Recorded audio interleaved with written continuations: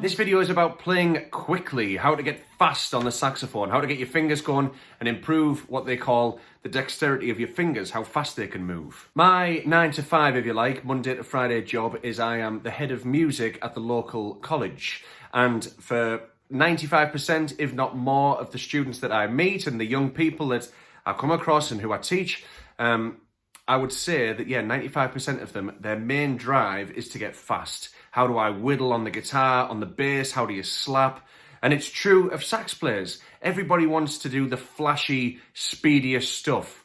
It's funny, I've kind of learnt with time, that the older you get, the more you want to slow down and kind of find the right notes, because, that can be just as tricky. But this video, anyway, is focusing on how to get speed going. Before we start analysing the notes and the way that this exercise works, I do want to say that scales are possibly the most important thing that we can look at to improve our knowledge of music theory, to improve our dexterity. They are phenomenal. And there is an endless number of ways that we can practice them. We can practice them in 2s and 3s, up to the 9th, back to the 9th again, up to the 11th, all those different ways of looking at them.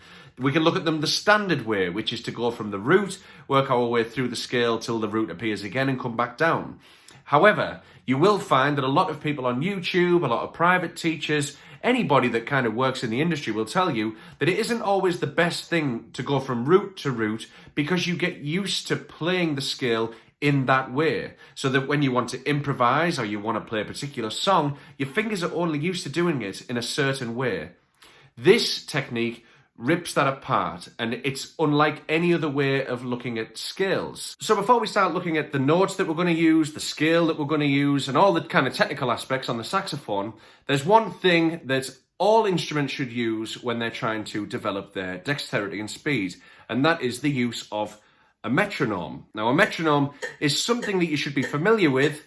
It's the ticking sound. On 7, it's what Morgan Freeman uses to get to sleep. But in musical terms, it just keeps us in time. One of the best things I've found about a metronome is you can actually clock, if you like, how much improvement you are making. If you start out playing a major scale at 80 beats per minute, 2 weeks later, you might be able to play it at 85. You might be able to play it at 90. Whereas if you make these progressions slowly without a metronome, sometimes it's difficult to really assess how much speed and how much improvement you're actually making. So the scale that we're going to use is C sharp minor pentatonic. And before we start looking at the notes in the scale, what we're actually going to look at the notes that are in the left hand and the notes that primarily use the right hand. And we're going to split it into 2 halves. The left hand in C sharp minor pentatonic plays a G sharp, a B, C sharp, which is nothing. The right hand obviously needs the left hand. So the left hand's going to be pressing a G,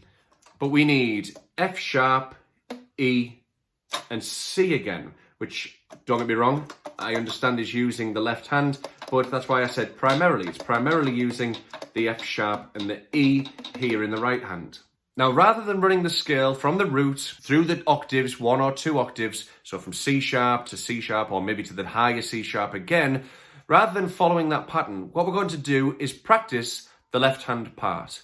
So I've got the metronome set at 100 beats per minute, and I'm going to split it into quavers. So for every 1 click, or 8th note, sorry, it's going to split in half. Da, da, da, da, da, da, da, da. 1 and 2 and 3 and 4 and.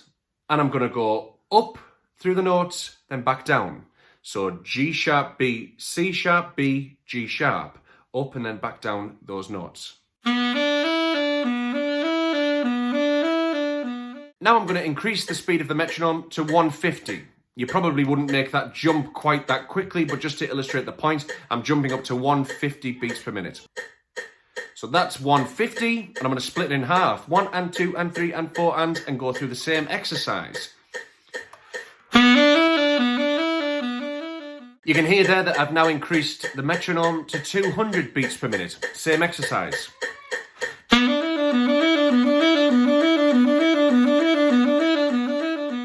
Now this particular metronome doesn't go high enough for me, so what I've done is I've dropped back down to 120 BPM, and I'm now going to split it into semiquavers. 1E and a 2E and a 3E and a 4E and a da da da da da da da da da da da.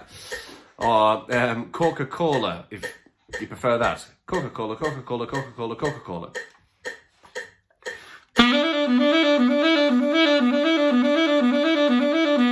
The metronome is now set to 160, and again I'm going to subdivide it into semiquavers or 16th notes. Same exercise, but faster. So now we give the left hand a bit of a break once we've worked up to a speed where we feel that we've maxed out, if you like, and we're going to keep obviously trying to improve that, but we've reached our peak. Keep the left hand closed to a G, and now we're going to go F sharp, E to an open C sharp, and down those notes and back up. Essentially the same thing, but with the right hand. So this is the metronome at 100 beats per minute, subdivided into eighths, 1 and 2 and, or subdivided into 2 per click. Then all we need to do is work through the gears, as some drummers call it, and keep increasing the metronome until both hands are at a place where we've kind of, if you like, maxed out. Now that doesn't mean that's the highest we're ever going to get to, but for this practice session, that's as high as we can get to.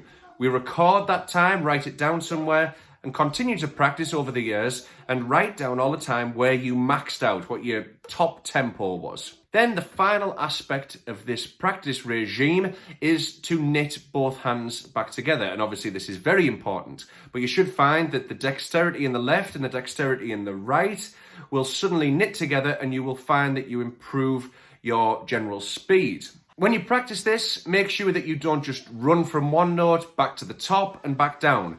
Practice it in different ways. So maybe you start on the G sharp and run to the E, back to the B, up to an F sharp, and just in any kind of way, in any kind of random order, to make sure that your fingers are around the scale, as opposed to being used to a pattern of how to play this scale up and down. You need to make sure that you can apply it from any start point to any finishing point.